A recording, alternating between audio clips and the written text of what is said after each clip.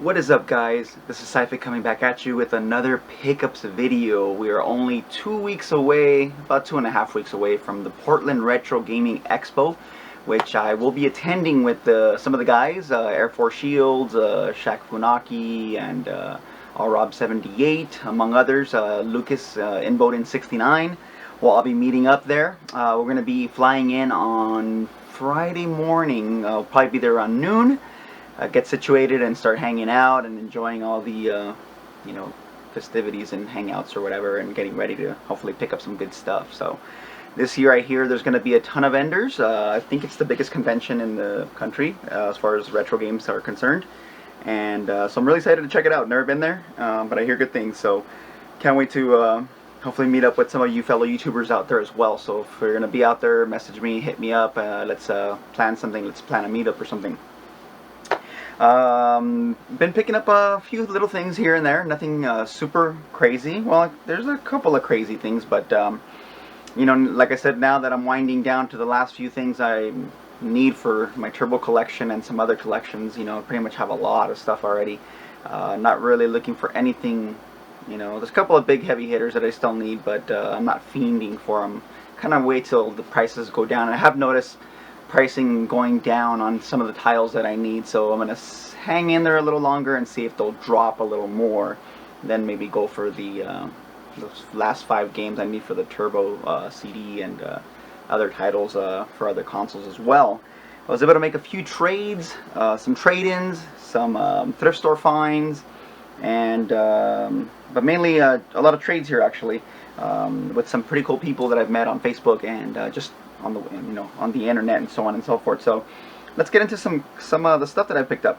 It was actually on Nintendo Age, and a gentleman actually had posted some Mike Tyson figures that I guess he had picked up somehow. These were, I guess, supposed to be given out at a convention promoting the Mike Tyson's Punch-Out game, and it's a little Mike Tyson. It basically has a little suction cup that I guess you would probably hang this on your car or something. Due to age, the little silver championship belt has started to flake off, which kind of sucks, but overall the little character is perfect other than that. But normally it would have a little silver belt. I think it said like world champion on here.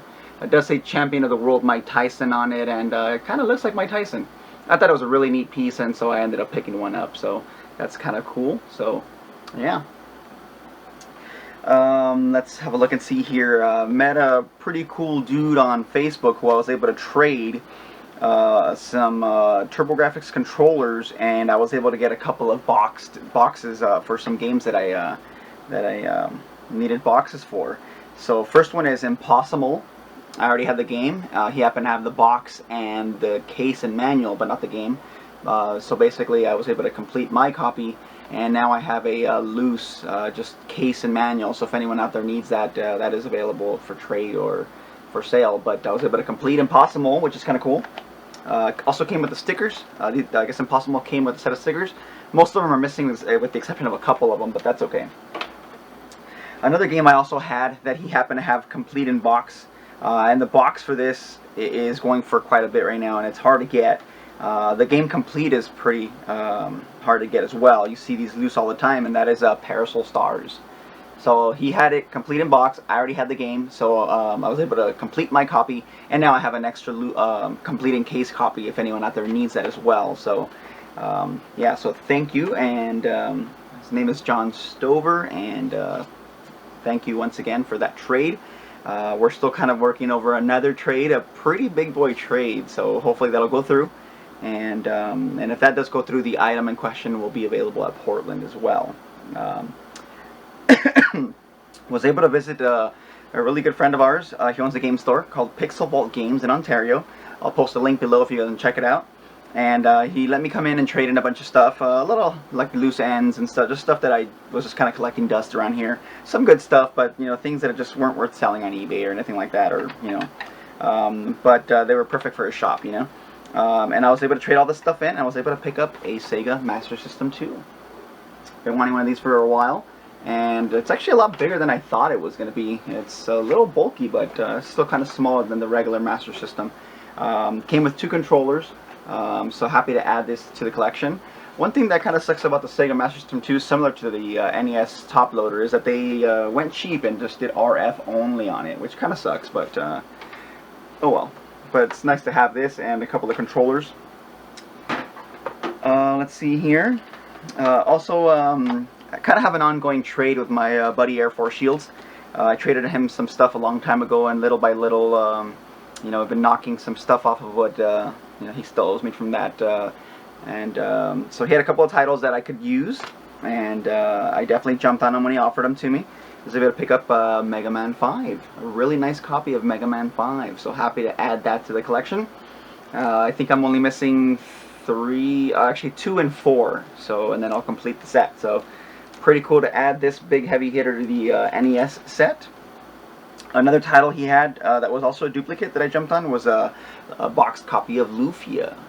And so once again, thank you, Kevin. Big shout out, and can't wait to hang out for the whole weekend in Portland. And I still have some stuff for you as well that I'll be taking up to your place as we prep to go to Portland. So thanks a lot, Air Force Shields. Link below. Subscribe to him. Awesome, generous guy. Really good friend. Once again, thanks again. And there's always at least one eBay swipe. And this one was a pretty good one, actually. Was able to pick up a copy of Shining the Holy Ark for the Sega Saturn. This one popped up for $49 buy it now. Jumped on it right away. This game is already hitting like 80 to 120 bucks. This is in mint shape. I don't think I have seen another copy of this or any Saturn game in this clean. It's like if it was opened up like yesterday or something. But it's super mint. It's like practically new. The guy shipped it. I think he like paid like 11 bucks to ship this. So he only made like 30 bucks or something. But to add this title to the collection for only $49 was awesome. So glad to have that. Decided to visit another game store, actually. One that we haven't been to in a while. It's a little out of the way. It's a little far. But we had nothing to do, and we decided to just go check it out, and it paid off. I did find a couple of items. I was able to find a Power Base Mini with the FM module, which basically this is like a Power Base converter, but I guess built in this has the chip or whatever it is to some Sega Master System games actually have the FM audio built into the game, but the US Sega Master System never output FM.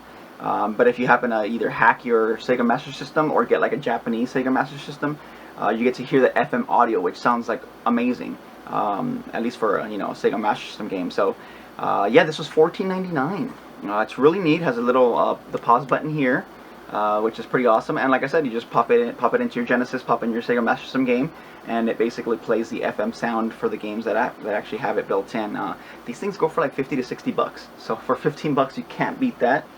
Cool thing about the store as well is every time you buy something, depending on how much you spend, you get like money back. So my friend had bought some stuff and he got like $5 back, and the guy let us use it on the spot, so I was able to use it towards my purchase. So I picked this for 15, and then they had a golden axe for the Sega Saturn for $29.99. So I ended up getting $5 off the whole total for both these titles, and so I needed this game. It's a fighting game with golden axe characters, and I didn't have this, so really happy to add this to the collection. This game's already been hitting 50 to 80 bucks, so basically got it for almost half price. So that was pretty awesome. Hit up a couple of thrift stores and a swap meet. I did hit up a thrift store for $5, and it happened to be half off. I was able to pick up a couple of Dreamcast titles. This is Virtua Fighter 3 TB, and the second game back here is Choo Choo Rocket.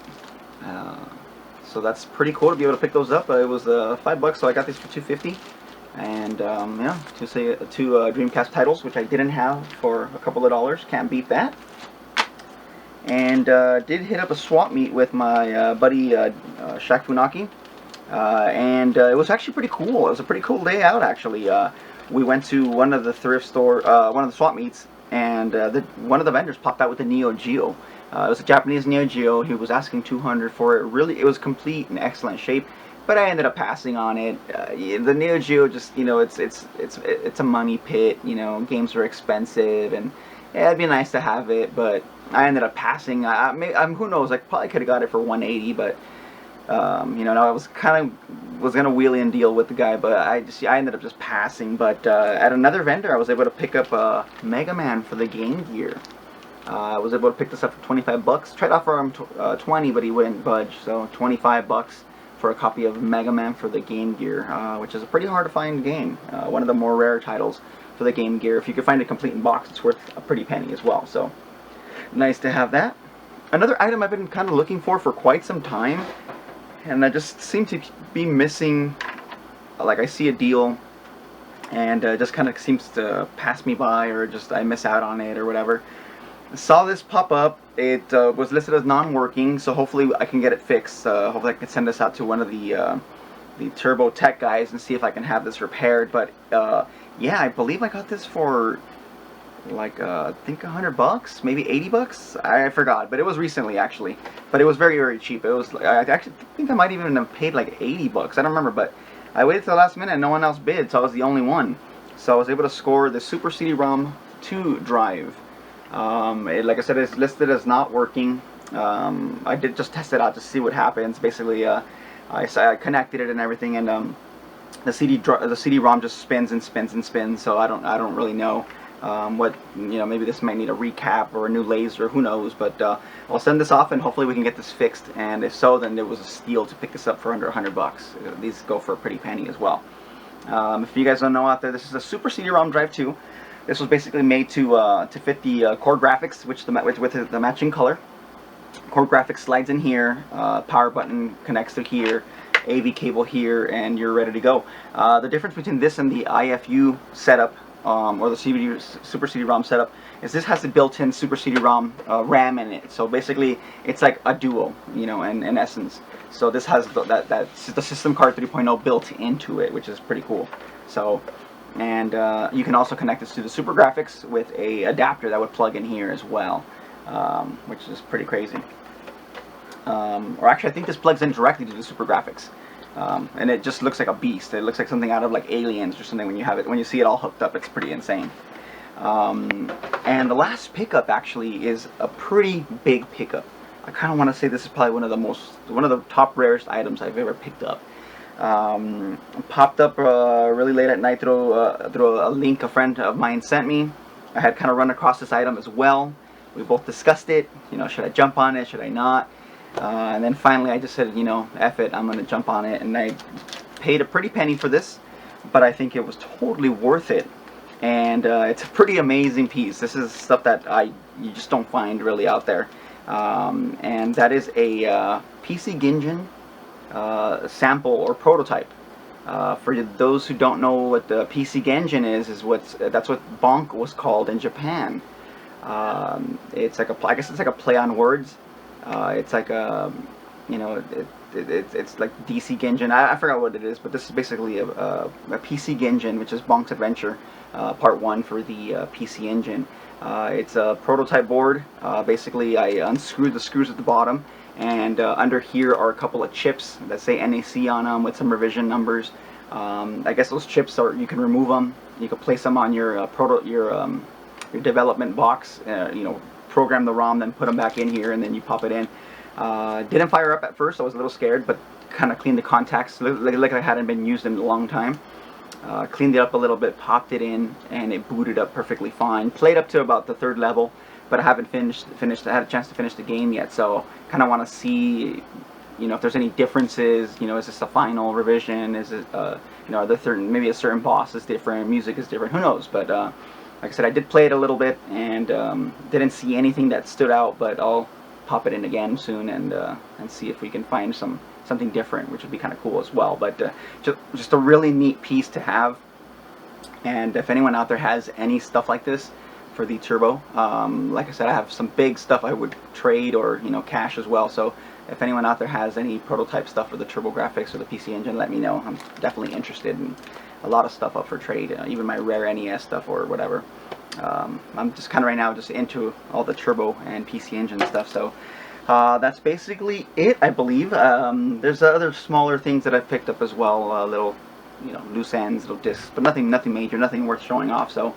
But yeah, like I said, I'm going to be in Portland, so if you guys are going to be there, definitely hit me up. I'd love to hang out, have a beer or two, and just hang out and meet some people, meet some other YouTubers or just people out there as well. So hopefully you guys are having some good luck finding some good stuff out there as well. I've been seeing people score awesome at the yard sales and stuff. That's something I gotta start hitting up, is yard sales as well. But yeah, until next time, guys, I'll maybe do a post Portland video, see if I pick anything up, maybe some big guns or some good stuff. And that's another thing too, is I am going to be taking some stuff to Portland as well.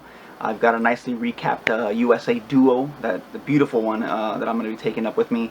I have quite a few loose or just regular complete in case Turbografx games, some Neo Geo games that I have as well, and maybe even a PC Engine Duo that I happen to have as well, boxed. So if anyone out there is interested, or if you want to hit me up before Portland, or to meet up at Portland to hold them for you, let me know. So until next time, guys, this is syphic signing out. Lates.